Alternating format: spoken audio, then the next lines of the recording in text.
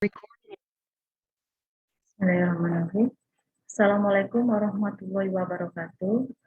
Yang saya hormati Bapak Dr. Andes Samsurijal MSI sebagai dosen pengampu mata kuliah pembelajaran jarak jauh. Baiklah, pada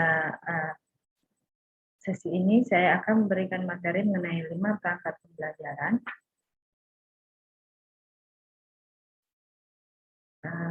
Proses pengembangan perangkat pembelajaran yang digunakan selama pandemi yaitu identify,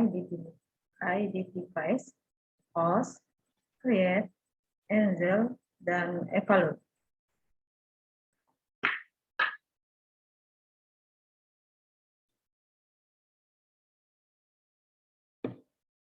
Identify atau mengidentifikasi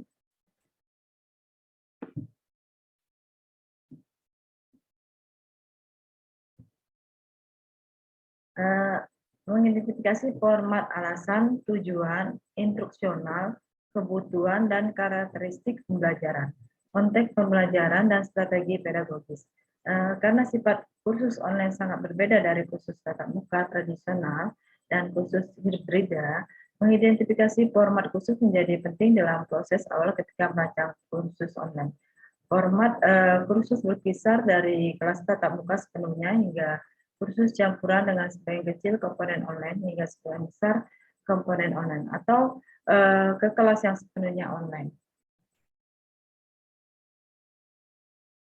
Berikutnya, host atau memilih konten organisasi teknologi yang efektif, sumber daya yang tepat, yaitu setelah mengidentifikasi format dan elemen yang diperlukan untuk instruksi online, maka instruktur online dapat mulai memilih. Pada tahap ini, instruktur online memilih tata kelola organisasi, konten yang merupakan cara untuk mengatur konten dan materi kursus online mereka, linear ataupun non-linear. Memilih format organisasi, konten sangat penting dalam langkah ini karena mempengaruhi kesan pertama siswa terhadap kursus online serta akses mereka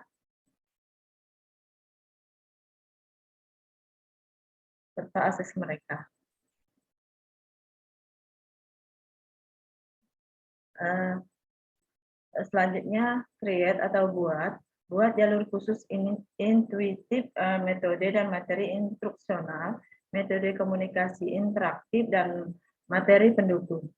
Langkah ketiga adalah membuat atau mengembangkan langkah ini.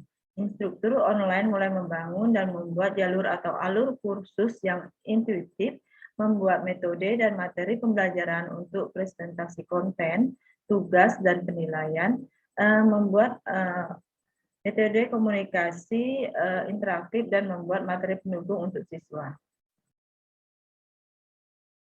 Berikutnya, engage, yaitu terlibat. Libatkan pembelajaran dengan komunitas umpan balik dan strategi. Ini menurut laporan penelitian, pembelajaran online cenderung memiliki tingkat putus sekolah yang tinggi. Tahu cara mempertahankan dan melibatkan pembelajaran online menjadi lebih penting.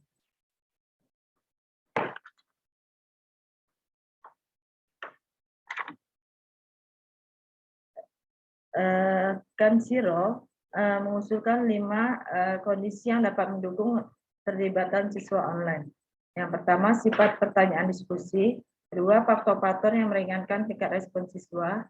Ketiga, komunitas belajar. Yang keempat, karakteristik siswa. Dan yang kelima, fasilitas guru. Dari 5 sifat ini, pertanyaan diskusi, kualitas respon siswa, dan komunitas belajar tampaknya menjadi yang terbaik untuk mempromosikan keterlibatan kognitif.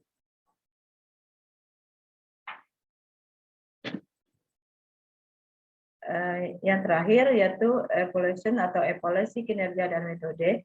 Langkah terakhir dalam metode ini adalah evaluasi. Penilaian siswa harus holistik dan formatif. Instruktur online dapat mengevaluasi kinerja siswa dengan berbagai strategi seperti proyek presentasi, tugas, tes, posting komunikasi, dan lain-lain. Kerja siswa di kelas online juga harus dievaluasi secara progresif dan berkala.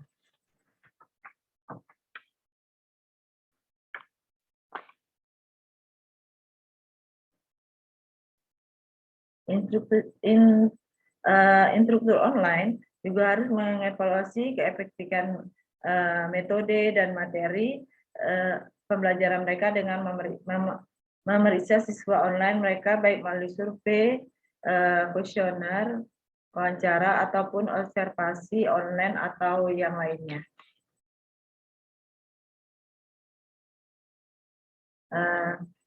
Demikianlah pemaparan dari saya mengenai proses pengembangan perangkat pembelajaran yang digunakan selama pandemi. Mohon maaf bila ada kekurangan. Saya akhiri, wabillahi taufiq wal hidayah. Assalamualaikum warahmatullahi wabarakatuh.